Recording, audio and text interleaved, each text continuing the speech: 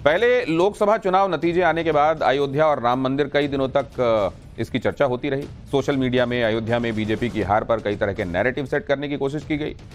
किसी ने कहा राम मंदिर निर्माण के लिए अयोध्या में जिस तरह के लोगों के घर और दुकान तोड़े गए उसकी वजह से बीजेपी हारी। हमने पाठशाला में इस नैरेटिव की सच्चाई भी आपको दिखाई। अयोध्या वासियों की जुबानी आपको ये सुनवाया कि असल में एक भ्रम था, फैलाने की कोशिश की जा रही थी, एक झूठा नैरेटिव गढ़ा जा रहा था। लेकिन एक बार फिर से अयोध्या और राम मंदिर की चर्चा हो रही है। इस बार यह चर्चा अयोध्या में हुई इस सीजन की पहली बारिश के बाद शुरू हुई। कहा जा रहा है कि राम मंदिर में रिसाव हो रहा है, गर्भगृह तक पानी पहुंच रहा है, मंदिर परिसर में पानी भर गया है। पहली बारिश में ही राम मंदिर की छत टपकने लगी। भक्तों को दर्शन में इससे दिक्कत हो जाएगी। ये तमाम बातें और दावे कल से आपने भी कई बार सुने होंगे, लेकिन क्या राम मंदिर में पानी भरने की कोई तस्वीर आपने देखी क्या? किसी ने आपको यह सबूत दिखाया क्या कि रामलला के गर्भगृह में कहां और कितना पानी भरा हुआ है? अगर यह होता तो आज के दौर में क्या इसको सामने आते और लोगों तक पहुंचते देर लगती? क्या किसी ने मंदिर परिसर में बारिश का पानी इतना रिसते हुए देखा कि उससे हालात बिगड़ जाएं? सच्चाई यह है कि इस तरह की कोई तस्वीर सामने नहीं आई। लेकिन बीजेपी के विरोधी नैरेटिव सेट करने लगे कि राम मंदिर में ऐसा हो गया, राम मंदिर में ये हो गया, वो हो गया। अयोध्या में बीजेपी को हराने वाली समाजवादी पार्टी के सांसद अवधेश प्रसाद ने मामले की उच्च स्तरीय जांच तक की मांग कर दी। तो सुल्तानपुर से मेनका गांधी को हराने वाले समाजवादी पार्टी के सांसद राम भुआल निषाद ने राम मंदिर के निर्माण में भ्रष्टाचार का आरोप लगा दिया। वहीं आरजेडी सांसद और लालू यादव की बेटी मीसा भारती ने भी राम मंदिर में पानी टपकने को लेकर हो रहे दावों पर प्रधानमंत्री को घेर लिया। मीसा भारती ने कहा कि प्रधानमंत्री ने जल्दबाजी में राम मंदिर की प्राण प्रतिष्ठा की, ऐसे में वही राम मंदिर की समस्या को ठीक भी करें। कांग्रेस नेता बीवी श्रीनिवास ने भी ट्वीट करके राम मंदिर में पानी टपकने की घटना पर तंज कर दिया। ये सभी नेता उन पार्टियों से हैं जिनके बड़े नेता ना तो रामलला की प्राण प्रतिष्ठा के समारोह में अयोध्या पहुंचे और ना ही अब तक उन्होंने रामलला के दर्शन का कोई प्लान बनाया है। लेकिन उनका कंसर्न जैसे ही मौका मिला पॉलिटिक्स करने का, देख लीजिए। इन इंडी गठबंधन के नेताओं को सुनिए जरूर, फिर आपको बताऊंगा कि राम मंदिर में पानी टपकने को लेकर लग रहे इन कयासों की शुरुआत कैसे हुई। इसमें जांच की आवश्यकता है, इस बात की कि सड़क ध्वस्त क्यों गई है, रिसाव क्यों हो रहा है, ये जांच का विषय है। तो हम चाहेंगे इसकी उच्च स्तरीय जांच हो और जांच में जो भी निर्माण इकाई हो कानून के दायरे में उनके खिलाफ कार्रवाई की। घटिया स्तर की सामग्री से निर्माण हुआ, जो एक ही बरसात में सारा पोल खुल गया। आपको लगता मतलब कि भ्रष्टाचार हुआ? भ्रष्टाचार बड़े पैमाने पर हुआ। तो प्रधानमंत्री जी को मैं अंदर अगर मिलेंगे तो मैं उनको बोलूंगी एक बारी कि प्रधानमंत्री जी उसको जल्द से जल्द ठीक करें, क्योंकि आप ही ने बहुत जल्दीबाजी में उसके प्राण प्रतिष्ठा की। असल में इस सब की शुरुआत हुई राम मंदिर के मुख्य पुजारी सत्येंद्र दास के उस बयान से, जिसमें उन्होंने राम मंदिर के गर्भगृह में पानी टपकने की बात कही और दावा किया कि इस समस्या को दूर नहीं किया गया तो बरसात के मौसम में रामलला की आरती और दर्शन बंद भी करने पड़ सकते हैं। पहले राम मंदिर के मुख्य पुजारी सत्येंद्र दास को सुनिए और फिर उनके दावों की सच्चाई सामने रखता हूं। यहाँ रामलला विराजमान है और जो आगे भी जगह बनी है उसमें एक ही पहली वर्षा में ही पानी चूने लगा, अंदर पानी भर गया था। इस पर ध्यान देना चाहिए कि जो बना है उसमें कौन सी कमी रह गई है जिसके कारण से पानी चूई रहा है। इस पर जो बना है उस पर भी ध्यान देना चाहिए और ये बहुत ज़रूरी है। पानी वगैरह भी नहीं निकल पा रहा है। पानी निकलने का जगह नहीं है और कल तक पानी ऊपर से चूता भी है। ये समस्या जो है इसका समाधान पहले आजे कल में सोच करके उसको निश्चित कर लें, नहीं तो वर्षा जब शुरू होगी तो वहाँ पूजा अर्चना और कालता दर्शन और सब बंद हो जाएगा। तो राम मंदिर के मुख्य पुजारी के इस बयान के बहाने विरोधियों को नई थ्योरी गढ़ने का मौका मिल गया। राम मंदिर में पानी टपकने को लेकर तरह तरह के मैसेजेस सर्कुलेट किए जाने लगे, तिल का ताड़ बनाया जाने लगा, जिसके बाद राम मंदिर तीर्थ ट्रस्ट की तरफ से पूरे मामले पर सफाई दी गई। ट्रस्ट की ओर से राम मंदिर के गर्भगृह में बारिश का पानी आने की 2 वजहें बताई गई। पहली वजह, गर्भगृह के आगे गूढ़ मंडप का निर्माण अभी पूरा नहीं हुआ है। पहली मंजिल में काम चल रहा है और इस वजह से बारिश का पानी मंदिर के परिसर में आ गया। दूसरी वजह, मंदिर की पहली मंजिल पर बिजली के तार डालने के लिए जो डाले गए पाइप थे वो खुले हुए थे, इनके जरिए भी मंदिर के भीतर पानी का प्रवेश हुआ।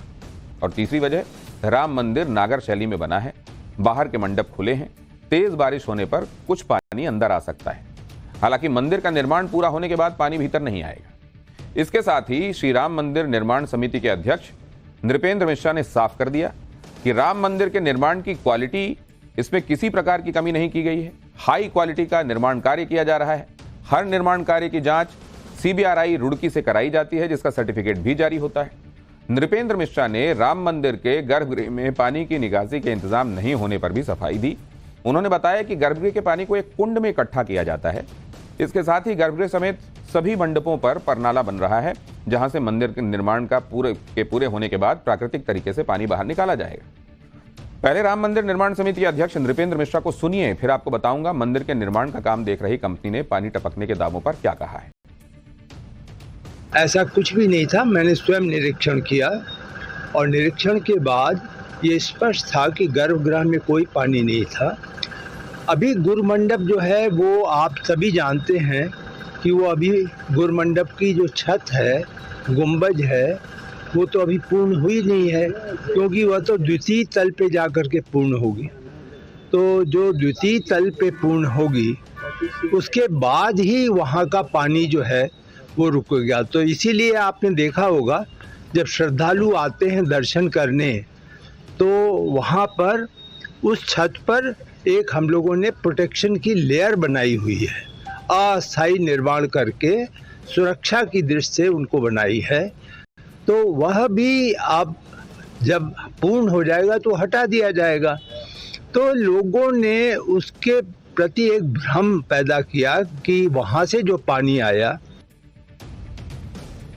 राम मंदिर की छत से टपकने वाले पानी के दावे और इस पर मचे घमासान के बीच मंदिर निर्माण से जुड़ी कंपनी का भी बयान आया।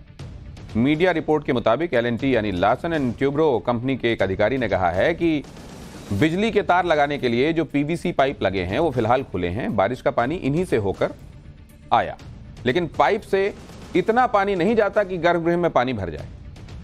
आगे L&T के अधिकारी ने बताया कि कंस्ट्रक्शन पूरा होने के बाद इसे बंद भी कर दिया जाएगा।